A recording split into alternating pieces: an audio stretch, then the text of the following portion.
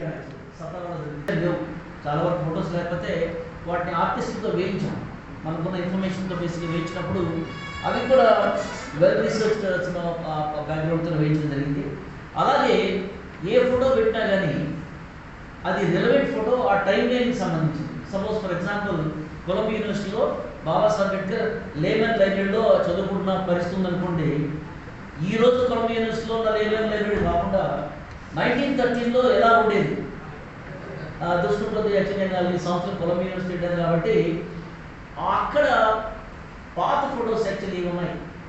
ఇంకొక library Columbia university 1913, 1916 మధ్యలో బాబాసాహెబ్ ఉన్న టైంలో ఎలా ఉండేది యాక్చువల్గా వాటిని తీసుకొని వాటిని ప్రజెంట్ చేయడం జరిగింది.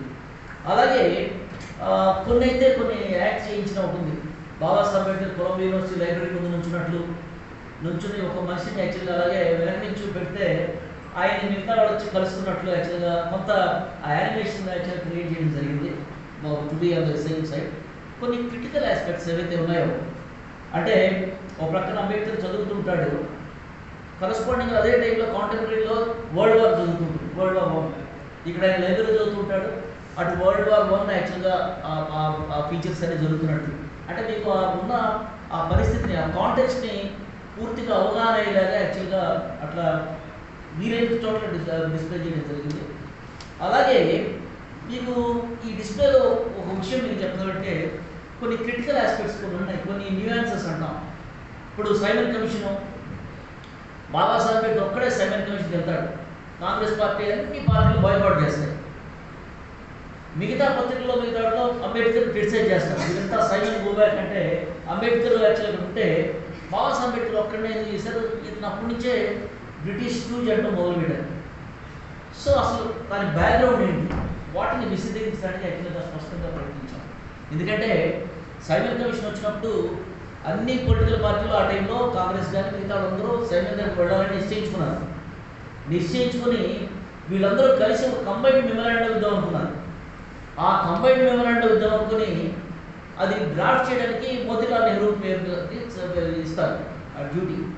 ఆయన ఒక మెమరాండం రాస్తాడు. బాబాసాహెబ్ అంబేద్కర్ కూడా ఈయన ఏదైతే డిప్రెస్డ్ క్లాసెస్ తరఫున ఇదిగో మేము representations Babasaheb Ambedkar political representations లేదా ప్రజాస్వామ్య ప్రాతినిధ్యాల గురించి 1917లో మాట్లాడేది మనకు తెలుసు.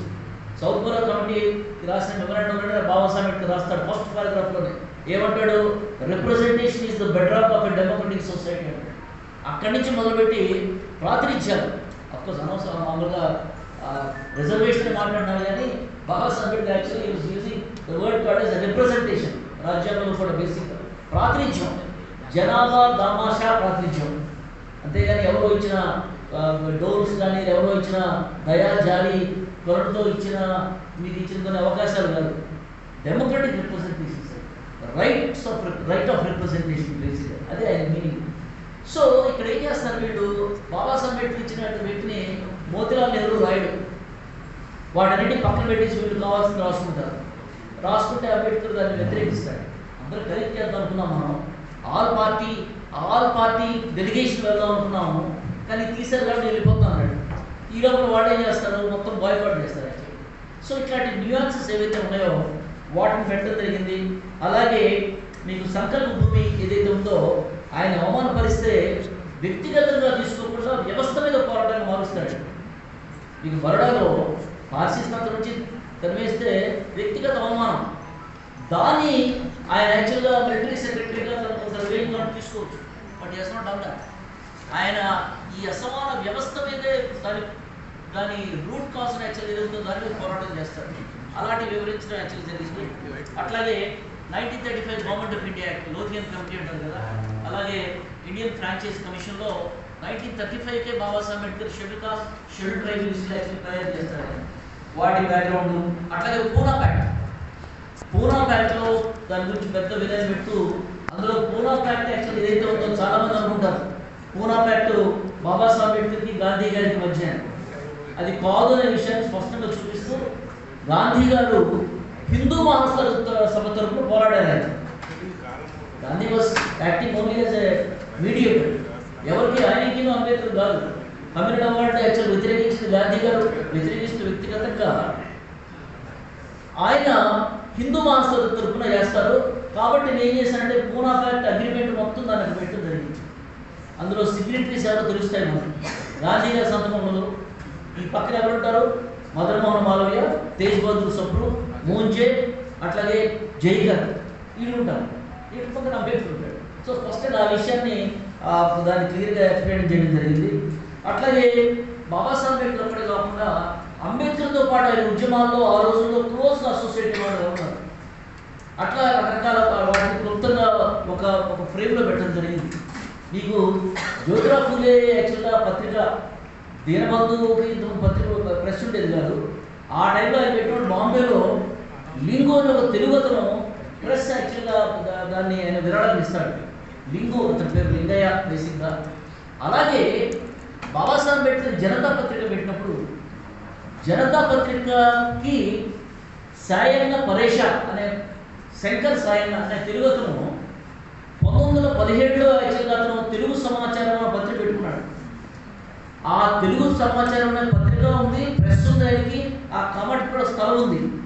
1930లో అంబేద్కర్ జనతా పత్రిక పెట్టినప్పుడు ఈ శంకర్ సాయన్న ఆయన తన ప్రెస్, తన పత్రిక, తనకున్న స్థలం, దీంతో పాటుగా ధన సాయం కూడా చేస్తాడు.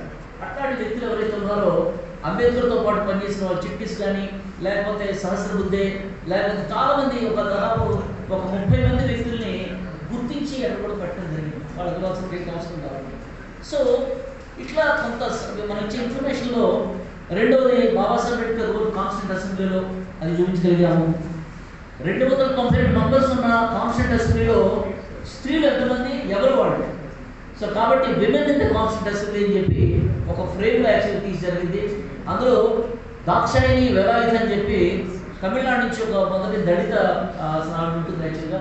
మిగతా కూడా చాలా మంది పెట్టాలి యాక్చువల్ జరిగింది నాకు. సో సైనింగ్ ఆఫ్ ద కాన్స్టిట్యూషన్లో కూడా ఇవన్నీ బొమ్మల్లాగా మ్యానిక్మెంట్స్ పెడితే అక్కడ ఎట్లా పెట్టామంటే ఫస్ట్ క్యాబినెట్లో ఉన్న ఎవరైతే మినిస్టర్స్ విత్ డైవర్సిటీ పెట్టడం జరిగింది యాక్చువల్గా. ఇప్పుడు హిందూ తరఫున యాక్చువల్గా సర్దార్ వల్లభాయ్ పటేల్ హోమ్ మినిస్టర్ అయిన, సర్దార్ బల్దేవ్ సింగ్ యాక్చువల్గా మొట్టమొదటి defence minister, Ambedkar law minister, Jagjivan labour minister, అట్లాగే Madan Mohan Abdul Kalam Azad first education minister, Raj Kumari Amrit Kaur యాక్చువల్గా ఫస్ట్ హెల్త్ మినిస్టరు, అట్లా ఎలా ఉంది ప్రైమ్ మినిస్టర్. అంటే కొంత ఆ బ్యాక్గ్రౌండ్ని చూపించేలాగా ఫస్ట్ చేయడం జరిగింది. కొన్ని అయితే మొట్టమొదటి రిపబ్లిక్ పీరియడ్లో అంబేద్కర్ యాక్చువల్గా మొదటి వరుసలో కూర్చున్న ఒక ఫోటో కూడా సంపాదించడం జరిగింది, దాన్ని డిస్ప్లే చేయడం.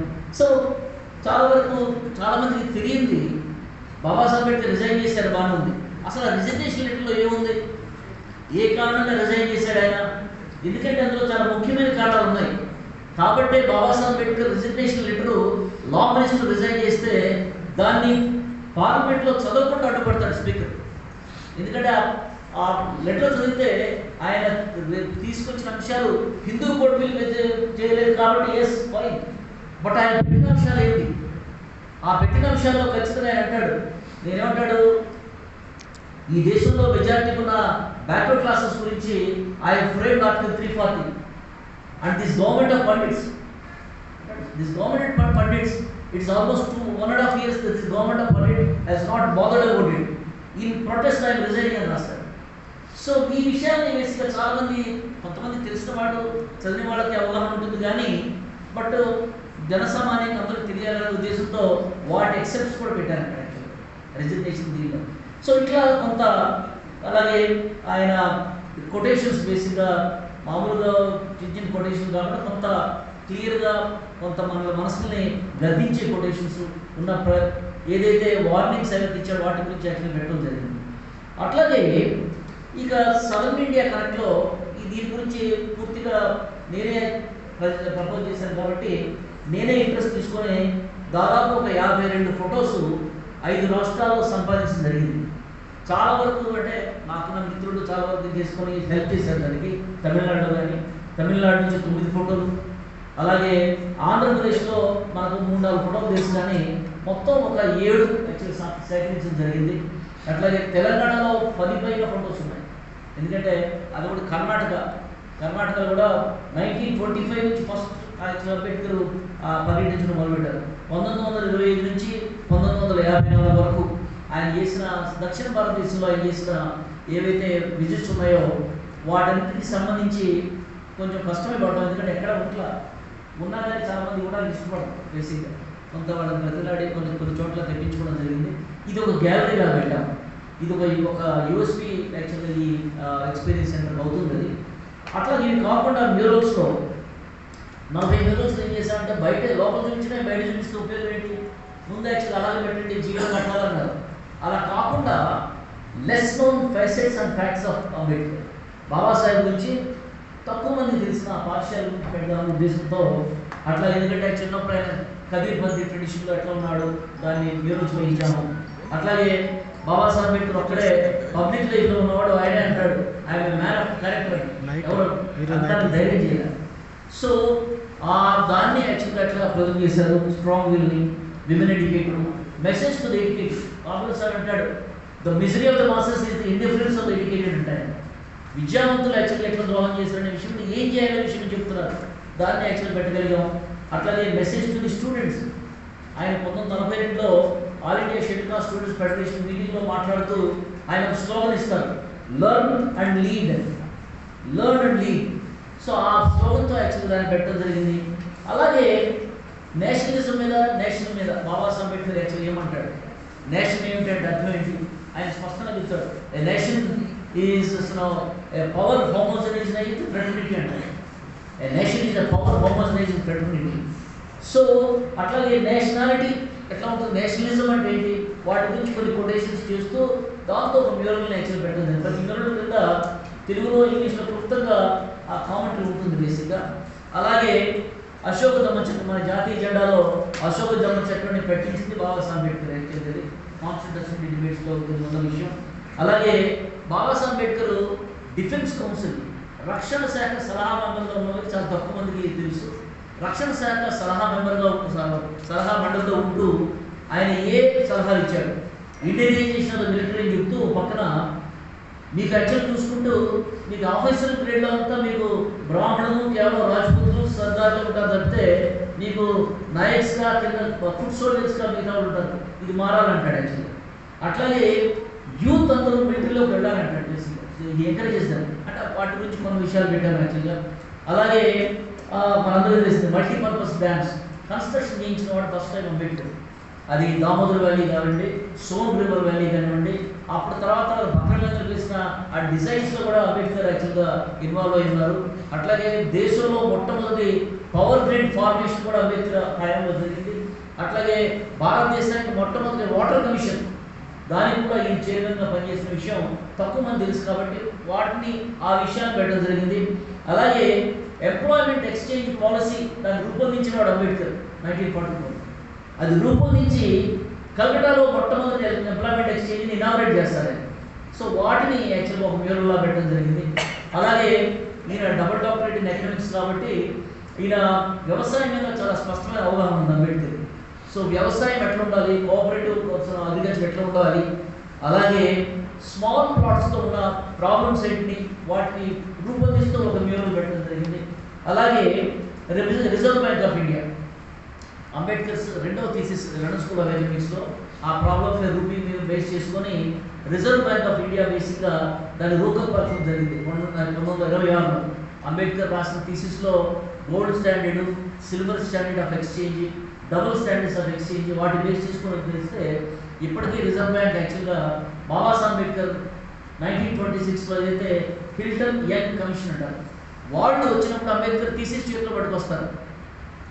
వాళ్ళు యాక్చువల్గా ఇప్పటికీ రిజర్వ్ బ్యాంక్ ఇండియా అంబేద్కర్ దీంతో ఏర్పాటు చేస్తుందని వాడు ఆర్బీఐ డేగా సెలబ్రేట్ చేసుకుంటారు. దేశంలో చాలా మంది తెలియదు, ఆ విషయాన్ని పెట్టడం జరిగింది. అట్లాగే లేబర్ వెల్ఫేర్ యాక్ట్ చేస్తుంది. మరి ముఖ్యంగా రీఆర్గనైజేషన్ ఆఫ్ ద స్టేట్స్, భారతదేశం రిపబ్లిక్ అయిన తర్వాత ఇది 300 బ్రిటిష్ పాలించిన ప్రాంతం, అట్లాగే 538 చిన్న చిన్న ఫ్యూడేటరీస్ అంటాం. వీటన్నింటినీ కలిపి రాష్ట్రాల పునర్వ్యవస్థీకరణ ఎలా జరగాలి, దీని మీద ఏ రాజకీయ నాయకుడు ఆ టైంలో ఎవరో దీని గురించి ఆలోచించారు. మనం ఎప్పుడైతే ఆంధ్రలో వాళ్ళు యాక్చువల్ గొడవ పెట్టి ఆ పొట్టి శ్రీరామ్ కూర్చోబెట్టి ఆయన నిరాహార దీక్ష చేస్తున్నప్పుడు బలవంతంగా యాక్చువల్గా సరే ఇస్తున్నాం అన్నారు. అన్న తర్వాత కూడా లేదే మాకు చెన్నై క్యాపిటల్ కావాలని చెప్పి మళ్ళీ కూర్చోబెట్టారు. ఆయన కూర్చోబెట్టి ఆయన అలా చచ్చిపోయాడు పాపం. ఆ హడావుడిలో ఆంధ్ర వాళ్ళు, మనమే ఆంధ్ర వాళ్ళు చెన్నై డిమాండ్ చేసి వాళ్ళు ఎవరో తెలిసి చెన్నై ఎవరు కాదు మాకు తిరుపతి మనం, ఇలాంటి మొండి తోటి వ్యవహారాలు జరిగాయి ఏపీ వీళ్ళతో. తర్వాత మనం తెలంగాణ తీసుకుంటే మా హైదరాబాద్ అన్నట్లు ఇలా చాలా జరిగాయి. దీన్ని చూసి యాక్చువల్గా మహారాష్ట్ర గుజరాత్ విభజన జరిగింది. అక్కడ కూడా అంతే, గుజరాత్ మాకు వేరుగా ఇవ్వాలి, బొంబాయి ఇవ్వాలి అంటారండి. ఒక్క అంబేద్కర్ ఒక్కడ మాత్రమే ఈ దేశంలో స్టేట్స్మెన్ 4 యాక్చువల్గా ముఖ్యమైన బుక్స్ రాశాడు. యాక్చువల్గా ఇది రీఆర్గనైజేషన్ ఆఫ్ స్టేట్స్ మీద, ఆన్ లింగ్విస్టిక్ స్టేట్స్ అని రాస్తాడు, స్మాల్ స్టేట్స్ అండ్ రీఆర్గనైజేషన్ దీని మీద రాస్తాడు, Maharashtra as a linguistic province రాస్తాడు.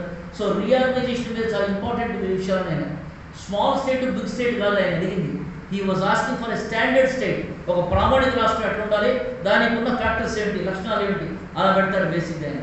అలాగే ఒక భాషకి ఒక రాష్ట్రం కాదు. లింగ్విస్టిక్ స్టేట్ అంటే it is not a state for language. ఒక రాష్ట్రానికి ఒక భాష ఉండాలి. ఇది ఆయన అంటే ఒకే భాషతో 2-3 రాష్ట్రాలు ఉండవచ్చు. సో చాలా ముందు చూపుతూ ఆయన చేసిన దాన్ని ఒక మ్యూరల్లో పెట్టి దాన్ని యాక్చువల్గా చేయడం జరిగింది.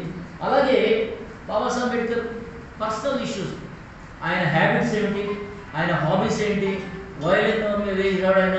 అట్లాగే అంబేద్కర్ బేసిక్గా హెచ్ఎంవి రికార్డ్స్ ఉంటాయి. మనం ఇప్పుడు ఎట్లయితే క్యాసెట్లో డివిడీలో మన పేరు చేయించుకుంటామో, ఆ రోజుల్లో ఆయన హెచ్ఎంవి గ్రామ్ఫోన్ రికార్డ్స్ ఆయన సొంత కలెక్షన్ వేయించుకున్నాడు. యాక్చువల్గా కొంత మ్యూజిక్ మీద ఇంట్రెస్ట్ ఉంది, వయలిన్ ఉంది. యాక్చువల్గా పెట్స్ పెంచుకునేవాడు. ఆయన చిన్నప్పుడు వాళ్ళ నాన్న ఒక కుక్కర్ పెంచుకుంటాడు పెట్ని, దాని పేరు మను అని ఉండేది. ఈయన పెట్టుకున్నది యాక్చువల్గా వేరే పెట్టుకున్నాడు యాక్చువల్గా. సో అట్లా ఒక ఇంటిమేట్ లైఫ్ అంబేద్కర్ని ఎట్లా తీసుకుని రావాలని చూస్తుంది. మిగతా వాటిలో చాలా విషయాలు ఏం చేసుకున్నాం. ఒకటి 2 విషయాలు మీకు చెప్పి ముగిస్తాను, ఎందుకంటే I don't want to stand between you and like మన లక్ష్మణ్ సాయి గారు. ఒకటి, బాబాసాహెబ్ అంబేద్కర్ ఎట్లయితే బుద్ధిస్ట్ ఆర్కిటెక్చర్ని ఆయన కట్టిన 2 విద్యా సంస్థలు, మిలింద్ కాలేజ్ ఒకటి ఔరంగాబాద్లో, సిద్ధార్థ కాలేజ్ మిగతా వాటిలో ఎలా అయితే బుద్ధిస్ట్ ఆర్కిటెక్చర్ని ఆయన రీసెర్చ్ చేసి మరీ తీసుకున్నాడు. అటువంటి అంశాలని యాక్చువల్గా వాళ్ళు మిగతా మాకు సజెస్ట్ చేసిన వాళ్ళు ఇంకా లోటస్ ఏది ఉండాలి, కానీ మీకు ఆ మధ్యలో ఫ్రెస్కో ఉంటుంది. ఆ ఫ్రెస్కో కింద ఉన్న ఫ్రెస్కో ఏదైతే ఉందో అది 4 ప్రక్కల ఉంటుంది, చాలా ఎత్తు ఉంటుంది బేసిక్గా. దాన్ని రాజస్థాన్ శాండ్స్టోన్తో జాలీ ఆర్ట్ అంటారు. దాన్ని యాక్చువల్గా వేస్ లాగా జాలీ ఆర్ట్ ఏదైతే ఉంటుందో దాన్ని అజంతాలో ఉన్న బుద్ధిస్ట్ విహార డిజైన్ తీసుకొని యాక్చువల్గా దాన్ని అడాప్ట్ చేసుకోవడం జరిగింది. అలా అయితే విండోస్ ఎక్కడైతే ఉన్నాయో వాటన్నింటినీ బుద్ధిస్ట్ ఆర్కిటెక్చర్లోనే పెట్టడం జరిగింది. అలాగే మీకు బుద్ధిస్ట్ విహారాలకు ఎట్లుంటుందో రైలింగ్స్ ఉంటాయో 3 కానీ లేకపోతే 5 కానీ ఎట్లయితే ఏవైతే రైలింగ్స్ ఉంటాయో ఆ మొత్తం అన్ని చోట్ల అలాగే రైలింగ్స్ పెట్టడం జరిగింది. కాంపౌండ్ వాల్తో సహా, కాంపౌండ్ వాల్ కూడా రైలింగ్స్ ఉంటాయి. మీకు యాక్చువల్గా గేట్ దగ్గర ఉంటే మీకు ల్యాంప్స్ లాగా ఉంటాయి. యాక్చువల్గా మన గేట్ ల్యాంప్స్ అవి జాపనీస్ జన్ బుద్ధిస్ట్ గేట్ ల్యాంప్స్ని అడాప్ట్ చేసుకోవడం జరిగింది. ఇట్లా వీలైనంత వరకు ఎక్కడైతే బుద్ధిస్ట్ ఆర్కిటెక్చర్ అవుతుందో అది తీసుకోవడం జరిగింది. అలాగే సరే ఇక పేర్లే పెట్టాలి ఆ దీనిలో ప్రాంగణానికి. ఆ పేరు పెట్టేటప్పుడు ఈ మొత్తం ప్రాంగణాన్ని యాక్చువల్గా ఆ డిజైన్ చూసి దలైలామా లాస్ట్ పైపులో వచ్చి ఆయన కాలచక్ర ఇది చేస్తాడు. యాక్చువల్గా ఆ డిజైన్ అంతా ఉంది కాబట్టి దాన్ని కాలచక్ర మహామండపాన్ని దాన్ని పేరు పెట్టడం జరిగింది. అలాగే ఈ ఫోటో గ్యాలరీ ఏదైతే ఉంటుందో దానికి చైతి అని పేరు పెట్టారు. అట్లాగే ఈ యాంపీ థియేటర్కి యాక్చువల్గా దానికి విహార అని పేరు పెట్టడం జరిగింది. ఈ మిగతా విషయం అట్లాగే మీకు ద ఎంట్రన్స్ ఉంటుంది, గ్లాస్ డోర్ ఎంట్రన్స్లో దాని మీద కూడా బుద్ధిస్ట్ డిజైన్సే వేయడం జరిగింది. అంటే కొంత దానికి చాలా వ్యతిరేకత కూడా వచ్చింది. యాక్చువల్గా నాకు తెలిసి ఆ టైంలో ఉన్న చీఫ్ ఇంజనీర్స్ మిగతా వాళ్ళు వీళ్ళెవరికి పెద్ద ఇష్టం లేదు. నన్నేమన్నారంటే మీరు కంటెంట్ చూసుకుంటూ ఉండేవాళ్ళు, మీరు ఆర్కిటెక్చర్కి స్ట్రక్చర్ ఇంజనీర్ ఎందుకు వస్తారు మీరు అనేవాళ్ళు.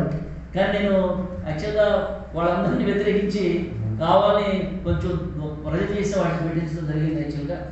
అలాగే ఓవరాల్గా చూసుకుంటే అంటే దీన్ని చూస్తే అది దీన్ని డిజైన్ చేసే ఉద్దేశంలో పెట్టిన డీటెయిల్స్ యాక్చువల్గా ఏవైతే ఉన్నాయో వీటి వెనక బాబాసాహెబ్ అంబేద్కర్ ఆలోచనలకి ఆయన చేసిన ఏదైతే ప్రజాస్వామ్య పోరాటాన్ని ఇది అన్ని సెక్షన్స్ ఆఫ్ పీపుల్కి అందజేయాలి. బేసిక్గా ముఖ్యంగా అంబేద్కరీలు ఎలా చూస్తారు, అంబేద్కరీలు అట్లాగే బౌద్ధులు, పరిశోధకులు, రీసెర్చర్స్కి, అలాగే చిన్నపిల్లలు children should know what Ambedkar he's done actually for them.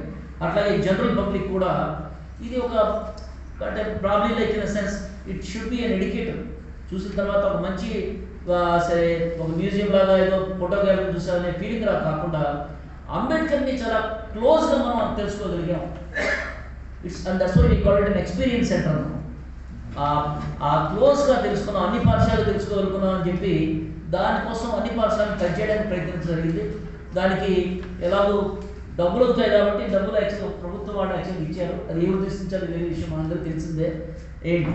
కానీ బట్ దాన్ని ప్రాపర్గా దాన్ని వినియోగించి చేయడం జరిగింది. అవకాశం ఇచ్చారు యాక్చువల్గా వాళ్ళు. దానికి యాక్చువల్గా నేను I really feel grateful for that. And ఇందులో నా గొప్పతనం ఇది వ్యక్తిగతంగా ఏం లేదు. నేర్చుకున్నది, చదివింది, చూసింది యాక్చువల్గా ఆ టెక్నాలజీ ఇష్యూస్ కూడా కొన్ని నేర్చుకున్నవి. నేను యాక్చువల్గా ఆంథ్రోపాలజిస్ట్ కాబట్టి ఆంథ్రోపాలజీ మ్యూజియంస్ పెట్టడంలో నాకు అనుభవం ఉంది. కానీ ఇట్లా బయోగ్రాఫికల్ లేకపోతే పర్సనాలిటీ ఉన్న మ్యూజియంస్ నాకు అట్లాంటి గ్యాలరీస్ పెట్టే అనుభవం లేదు.